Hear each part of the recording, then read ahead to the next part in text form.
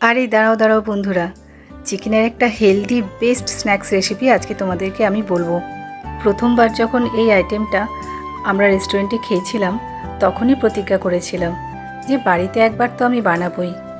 তোমরা তো আমার আগের রেসিপিতে দেখেছো যে আমি চিকেনটাকে কিভাবে সফট আর জুসি বানাই।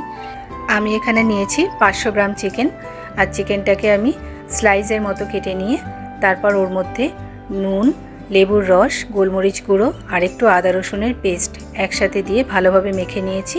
আর তারপর ওর মধ্যে দিয়েছি হালকা করে ময়দা। এরপর ময়দা দিয়ে আমি ভালোভাবে মেখে নেব যাতে চিকেনগুলো একদম হালকা করে কোট হয়ে যায়। এরপর আমি ফ্রাইং প্যান নিয়ে নিয়েছি আর ওর মধ্যে দিয়েছি সাদা তেল।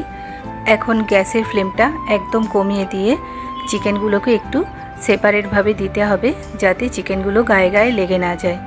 এবার একদম কম আঁচের মধ্যেই আমরা চিকেনগুলোকে এপিট ওপিট করে ভেজে নেব একদম লাইট ব্রাউন কালার আসা অবধি।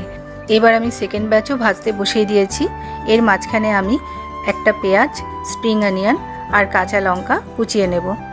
ওদিকে আমার সেকেন্ড ব্যাচ চিকেন ভাজা হয়ে গেছে। খেয়াল রেখো বন্ধুরা, এই রান্নাটা কিন্তু পুরোটাই হবে একদম লো ফ্লেমে। এবার আমি ফার্স্ট ব্যাচের চিকেন দিয়ে দিয়েছি আর দিয়ে দিয়েছি ভেজিটেবলসগুলো। আর ভেজিটেবলসগুলোর জন্য আমি দিয়েছি সামান্য একটুখানি নুন। এবার আমি ঢাকা চাপা দিয়ে রাখবো জাস্ট 2 মিনিট।